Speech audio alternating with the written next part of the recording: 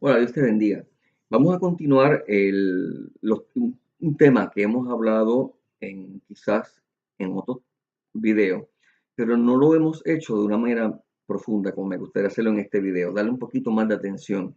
Y es la idea que escuchamos por ahí de muchas personas que nos dicen, mira, no importa, a Dios no le importa la iglesia que tú vayas, a Dios lo que le importa es que tú lo sirvas de corazón y después que tú lo sirvas de corazón, tú estás bien con el Señor porque Dios quiere que le sirvamos y las iglesias no importa, porque las iglesias, esos son inventos de los hombres. Esta frase la escuchamos y la gente la dice con una autoridad total, ¿verdad? Como si fuera una certeza bíblica. Y la realidad es que la Biblia en ningún lugar, pero en ningún lugar dice que da lo mismo a qué iglesia tú vayas. En ningún lugar, en toda la palabra, te dice que la iglesia sea invento del hombre. Todo lo contrario.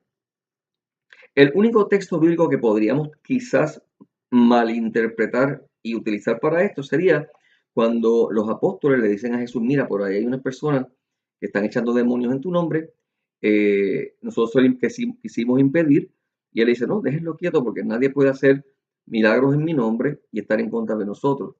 Algunas personas podrían decir, ven, mira, estas iglesias son queridas por Dios.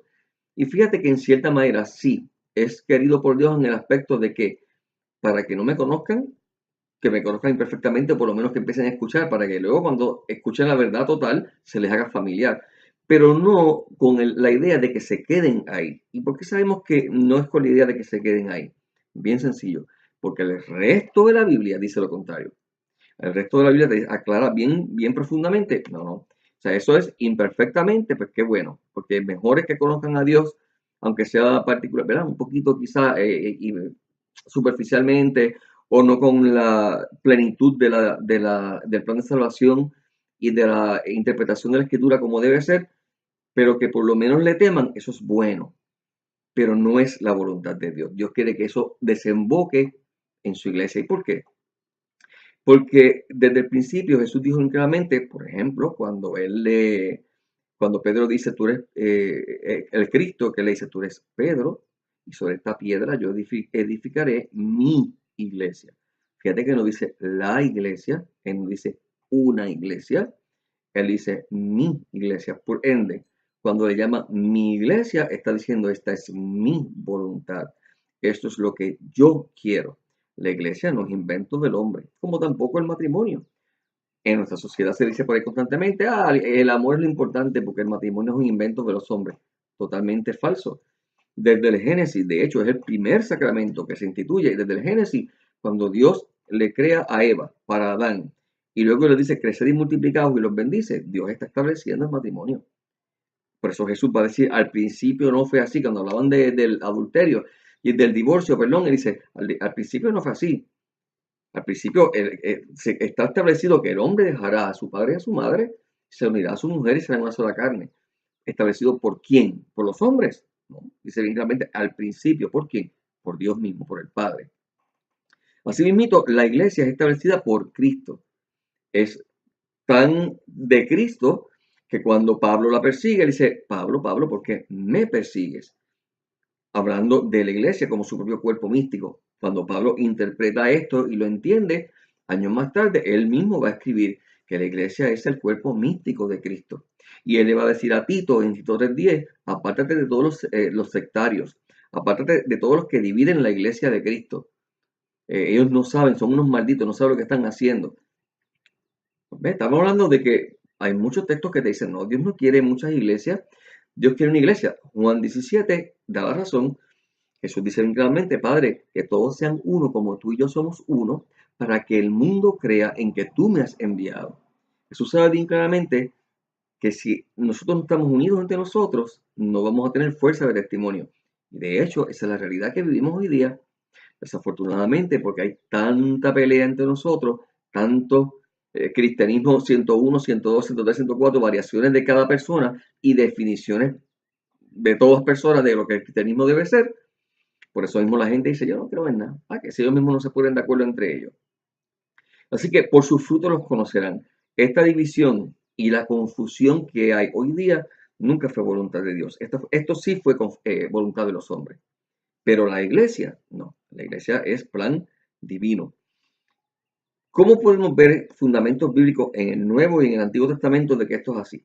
¿Se acuerdan, por ejemplo, la cena pascual? En Éxodo 12 te dice, en el versículo 3 en adelante, digan a toda la comunidad de Israel, el día 10 de este mes, cada uno tomará una res por familia, una res por casa.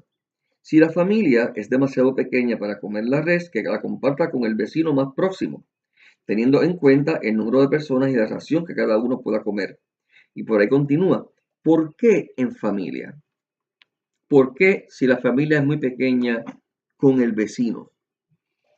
Porque la voluntad de Dios es establecer su reino. Dios no vino a establecer una filosofía de vida para que cada cual le dé su propia definición, para que cada cual la adapte a su realidad como quiera y cada cual viva un estilo de vida como él entienda más cristiano. En ningún lugar en la palabra te dice que eso fue lo que él vino a establecer. Él quiso establecer una nación santa, sacerdotal. ¿Ok? Y esa nación santa y sacerdotal era el pueblo de Israel. Y todo el Antiguo Testamento está lleno de textos bíblicos que te dicen, esta es la voluntad de Dios, que ustedes sean esto, que ustedes sean una nación, que sea mi nación entre todas las naciones. Ustedes sean el primogénito, el hermano mayor entre los demás pueblos, para que los demás pueblos, cuando los miren a ustedes, sepan cuál es mi voluntad, sepan cuál es mi reino, sepan qué es, cómo yo quiero ser servido. Desafortunadamente sabemos que el pueblo de Israel fue infiel y como primogénito falló muchísimo y se contagió con el politeísmo, con la idolatría de los pueblos que les rodeaban. Y su alejamiento de Dios fue tal que cuando Cristo viene, no le pueden reconocer como pueblo. Ciertamente hay muchos judíos que se convierten, pero como nación rechazan a Cristo. Y es por eso que entonces Cristo establece que su nación sea mucho más. Ya no va a ser el primogénito enseñando a las demás naciones. Ahora todas las demás naciones van a entrar a su iglesia. Y el primogénito, el pueblo de Israel, algún día va a tener que aprender de esos hermanos menores cómo se sirve a Dios realmente. Esto puede sonar un poquito fuerte quizás para un judío, pero es la realidad. O sea, Cristo vino a perfeccionar y a cumplir los profetas y todo lo que los profetas anunciaron. Y ese culto nuevo y perfecto que anunció Ezequiel y que anunció Malaquía, Cristo vino a hacer todo eso. Desafortunadamente, Pablo lo dice, la dureza de corazón del pueblo judío sirvió de bendición para los no judíos, para que entonces pudiéramos establecer todo ese reino de Dios en todas las naciones, con la esperanza y la certeza de que un día al final de los tiempos, como señal de que Cristo vuelve, el pueblo judío va a entrar también al cristianismo. Ahora bien, siguiendo entonces la temática de la cena en familia, recordemos que en la cultura semita, en la cultura judía, como todavía lo es en otras culturas que son muy antiguas, la misma cultura española, pero especialmente las culturas árabes y judías y toda esta región, perdón, que es tan antiquísima, para ellos comer juntos constituye invitarte y hacerte a ti parte de su familia. No todo el mundo puede comer en tu casa. Esto era a tal punto tan sagrado para los judíos específicamente, que por eso los judíos, los varones, en la mayor parte de las veces comían en un lugar y las mujeres comían en otro. ¿Con qué sentido? Era tan sagrado y tan sagrado el comer juntos, era algo tan unificante que no querían arriesgarse a que una mirada hacia la mujer del prójimo, indiscreta o una cruzada de ojos hacia otra persona, fuera a convertir aquella cena tan íntima en un campo de guerra en que se fueran a matar uno al otro porque estaban mirando a la mujer. Para evitar la más mínima situación en que pudiese haber tentación o una mirada mal dada hacia la esposa del hombre de la casa, cuando había cenas así, el hombre comía, los hombres comían en un lugar, las mujeres comían en otro. Esto nos demuestra, ¿verdad?, porque Dios escoge a esta cultura, entre otras razones, específicamente para establecer su reino. Y por qué Él mismo establece que se coma su comida, cena pascual, en familia, que luego va a desembocar obviamente en la Eucaristía, que nos va a llevar a ser familia también. Es bien importante porque, como dijimos antes, Dios no quiere simplemente que yo crea en Él. Dios no quiere simplemente de que yo haga cosas buenas. Dios no quiere y fíjense que digo simplemente, porque Dios sí quiere que haga esas cosas, pero no quiere que simplemente yo sea un hombre de bien y que sea un hombre moral Dios quiere establecer su familia. Dios es familia, Padre, Hijo, Espíritu Santo. Él hizo al hombre a su imagen y semejanza, lo cual significa, está en el Génesis 3, lo cual significa que fuimos llamados, 3 o 2, uno creo que es el 2, somos llamados a qué? A ser familia. El reino de Dios en el cielo no es otra cosa que una gran familia.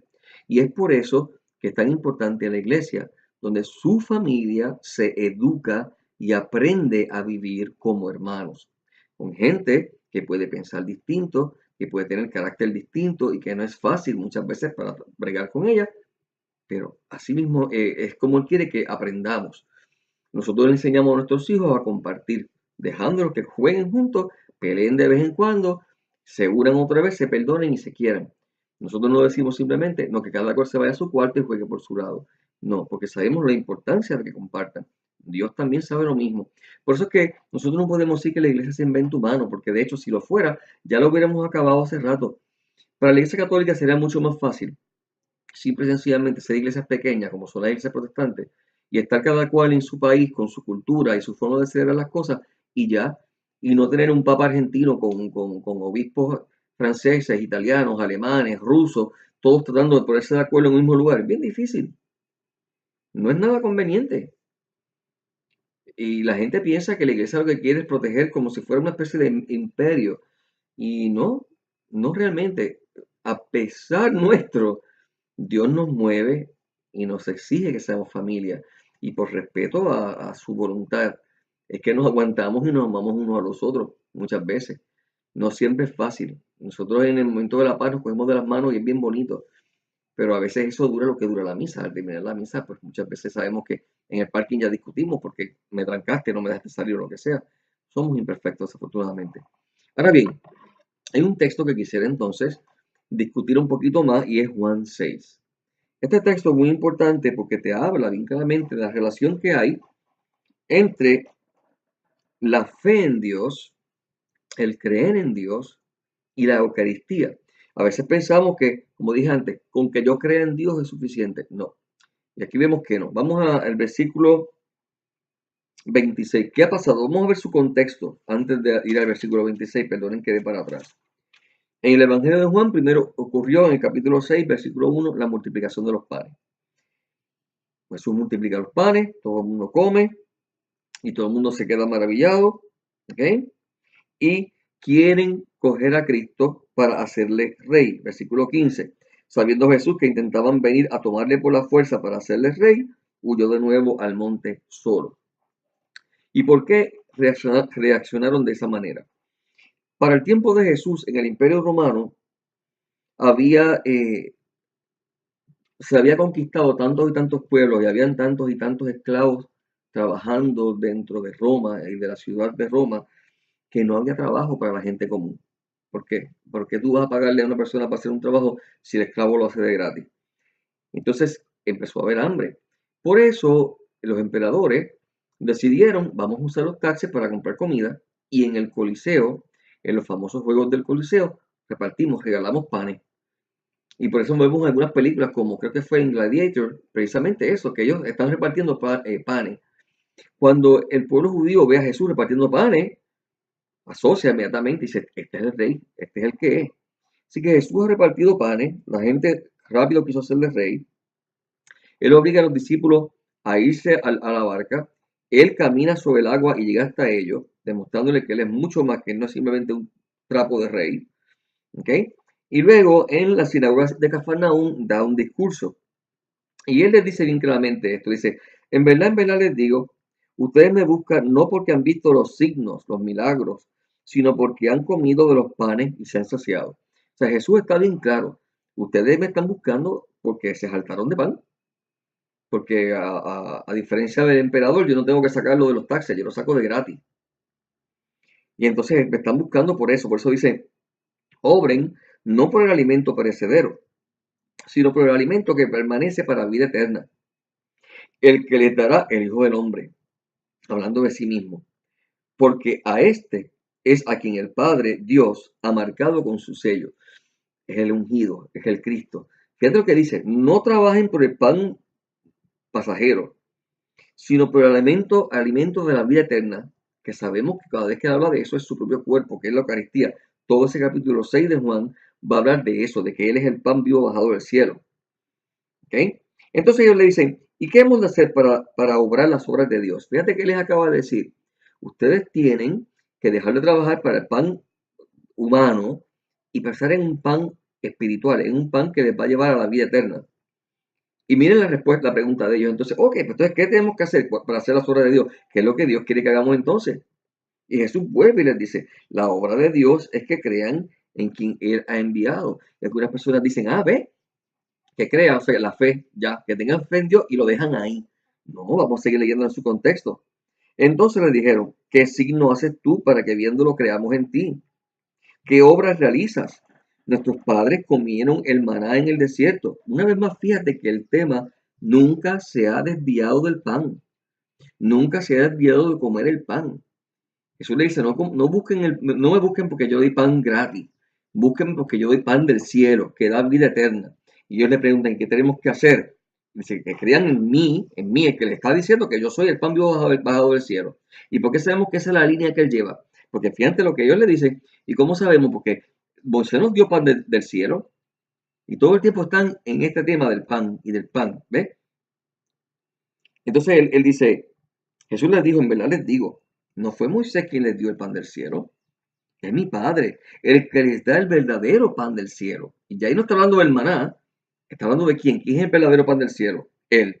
Porque el pan de Dios es el que baja del cielo y da la vida al mundo. Está hablando de Él mismo.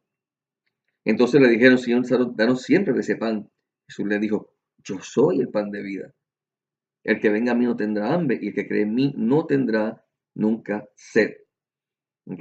Y luego va a continuar específicamente al versículo 40, donde dice, vamos desde el 39 para que sea más claro. Y esta es la voluntad del que me ha enviado, que no pierda nada de lo que él me ha dado, sino que lo resucite el último día, porque esta es la voluntad de mi Padre, que todo el que vea al Hijo y crea en él tenga vida eterna, y que yo lo resucite en el último día.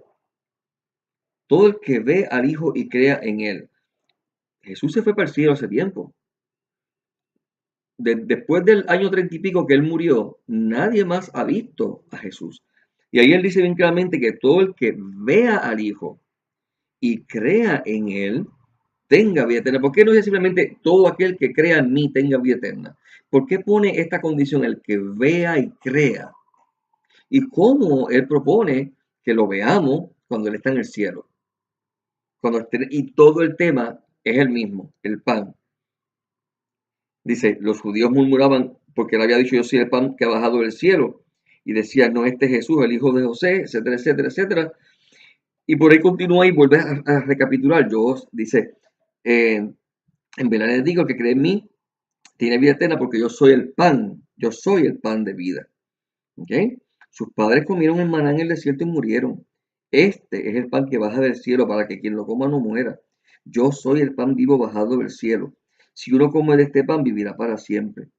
Y el pan que yo le voy a dar es mi carne por la vida del mundo. El pan que yo les voy a dar es mi carne por la vida del mundo. Y ahí sabemos la discusión. ¿Cómo puede este hombre darnos a comer de su cuerpo o darnos a comer carne? Cuando eso estaba totalmente prohibido para un judío, el canibalismo. ¿Ok? Y Jesús, sabemos cómo termina todo esto, como el rosario de la aurora, cada cual por su lado, ¿verdad? Jesús va a decir bien claramente, pues mira, el que no me mastique y me coma no puede tener vida eterna.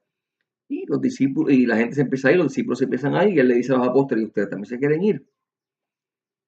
Toda esta discusión, cuando Jesús dice bien claramente, todo el que ve y crea, todo el que crea en mí tenga vida eterna, y todo este discurso alrededor del pan, bajado del cielo, que dice que es su carne, ¿qué te demuestra eso? Que Jesús no quiere que nosotros simplemente creamos, que cada cual esté por su lado. Él quiere establecer un reino. Y como dijimos antes, así como cuando en los judíos tú comer juntos significa que eres familia, en la Eucaristía el comer el cuerpo y la sangre de Cristo nos constituye en familia. ¿Por qué? Cuando yo comulgo y tú comulgas, no es solamente o no es simplemente o no es principalmente que yo me coma a Cristo y lo haga parte de mí. No, no realmente. Es que cuando yo recibo a Cristo, Él me hace parte de Él. Y porque Él me hace parte de Él, a mí, y hace parte de Él al que está a mi lado y al que está a mi lado, y ahora somos parte de su cuerpo místico, eso es lo que nos constituye familia. Eso es lo que nos constituye su cuerpo. Eso es lo que nos constituye su iglesia. Por ende, creer en Dios no es suficiente. Jesús dice bien claramente, la obra es que todo aquel que crea en Él, que coma de este pan, tenga vida eterna. Y luego va a decir en otro versículo, como lo dimos ya, todo el que me ve y crea. ¿Y dónde yo puedo verlo y creer? ¿Dónde yo puedo ver y ejercer la fe? En la Eucaristía. Nosotros muchos somos como Tomás. Si yo no meto mis dedos, yo no voy a creer. Punto. A mí no me importa lo que tú digas. Tú puede que esté ahí, pero si yo no te toco, no te creo. Y Jesús va a decir, feliz aquel que sin ver cree. Sin ver, Tomás, sin tener que tocar, que cree que yo soy el pan bajado del cielo. Es voluntad de Dios que todos y cada uno de nosotros podamos estar en la Iglesia Católica para que podamos comulgar su cuerpo, su sangre, formar así su cuerpo místico, amarnos de tal manera que entonces demos testimonio al mundo de que Él vive en nosotros y que realmente quedemos constituidos en su pueblo. No es voluntad de Dios que simplemente creamos y no es voluntad de Dios que cada cual crea a su manera. Y tú en tu casa, leyendo la palabra solamente, no estás comulgando, no estás recibiendo el pan. Y Jesús dice bien claramente, el que no come mi cuerpo, y no lo leí, pero está ahí, puedes buscarlo tú, Juan 6, el que no come mi cuerpo y no bebe mi sangre, no tiene vida. Jesús no únicamente dice, yo quiero que el que coma tenga vida eterna, dice también lo contrario negativo. Y yo les digo que el que no me come no tiene vida. Y es por eso que le pone a los discípulos como condición y ustedes me quieren dejar. Entonces, la unidad que Dios quiere solamente se puede dar en la Iglesia Católica porque es la única que tiene la autoridad para convertir pan y vino en cuerpo y sangre, dada por Cristo. Es la única que cree en esto 100% y lo defiende 100%. Y es por tanto claramente establecido por Dios mismo que todos seamos no únicamente católicos, que todos le amemos, le recibamos la Eucaristía para que Él nos reciba a nosotros y entonces de esa manera formemos su cuerpo y formemos su iglesia y su reino en el mundo, para que Jesús realmente pueda reinar. Todos los que decimos que lo amamos, todos los que decimos que creemos en Jesús, deberíamos querer siempre hacer lo que Él quiere que hagamos. Dios te bendiga.